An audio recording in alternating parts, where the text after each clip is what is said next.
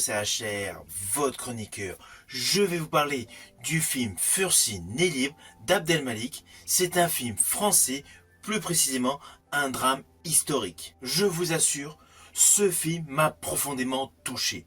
Je l'ai beaucoup aimé. Alors d'abord pour la force de son propos, mais surtout pour la manière dont il choisit de nous le présenter. Alors oui, il y a un côté judiciaire, il y a un côté historique. Mais c'est avant tout un film de ressenti.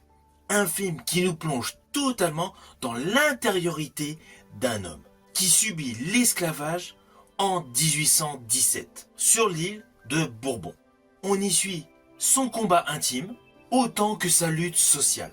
Et d'ailleurs, dès les premières minutes de ce film, l'atmosphère est particulière. Elle est presque méditative. On ressent pleinement que le réalisateur Abdel Malik ne cherche aucunement l'efficacité spectaculaire, mais plutôt la forme émotionnelle de son histoire. Le récit avance avec retenue et gravité, laissant naturellement pas mal de place à des silences terrifiants. Silences qui traduisent essentiellement la rudesse de la vie, la rudesse de ce que vit le personnage Fursi. Et c'est précisément la force de ce film.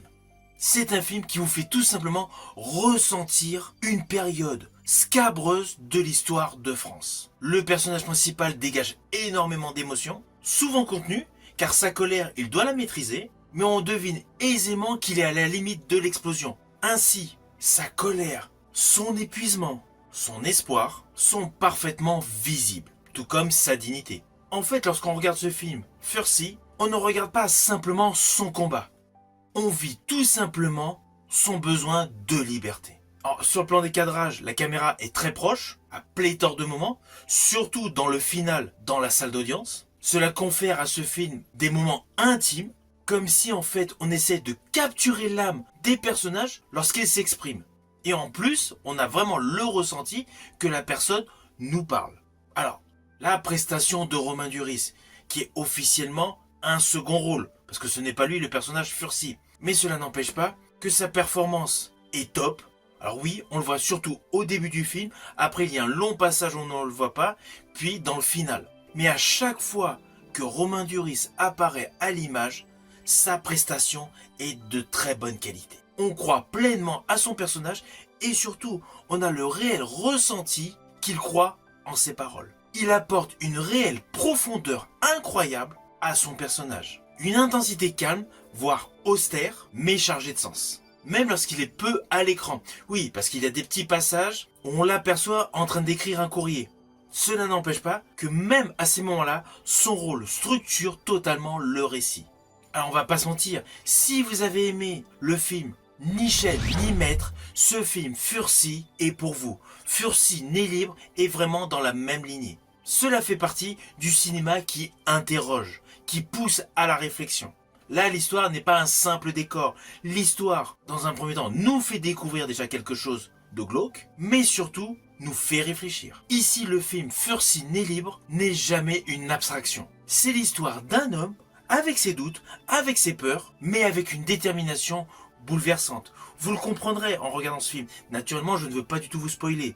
Mais à un moment, sa vie change de condition lorsqu'il n'est plus sur le site de l'île Bourbon. Mais cela n'empêche pas que sa détermination pour être libre est toujours intacte. C'est un film que j'ai vraiment aimé. Cela change radicalement de ce que je regarde habituellement, mais ce qui fait plaisir au jour d'aujourd'hui dans le paysage cinématographique français, c'est que de temps en temps, il y a des petites perles, des pépites, avec des sujets brûlants, portés par des interprétations au top. C'est un film à la fois sombre, puissant et profondément incarné. Il ne cherche jamais à forcer l'émotion. Alors d'ailleurs, il y a pas mal de séquences qui sont troublantes, qui sont gorgées d'émotions. Symboliquement, de manière assez fugace, dans le film, il y a un paysage maritime. On voit l'océan, mais volontairement, il y a une colorimétrie à dominante rouge pour faire écho avec le sang des esclaves. C'est assez léger, mais c'est frappant. Tout comme l'image, enfin la séquence, des deux esclaves qui se retrouvent pendus. Voilà. Ce film présente ici et là à plusieurs moments des séquences choquantes, des séquences bouleversantes qui naturellement font monter le curseur de l'émotion.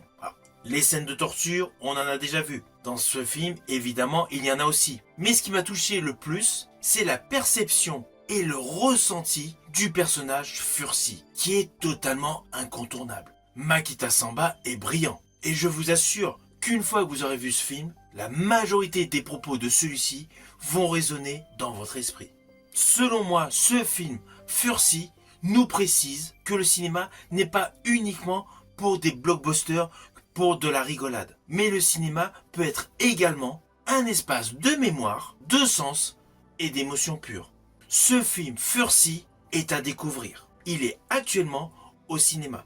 Une fois que vous l'aurez vu, n'hésitez surtout pas à revenir sur ma chaîne pour me donner votre opinion. Je vous dis à bientôt pour une prochaine vidéo.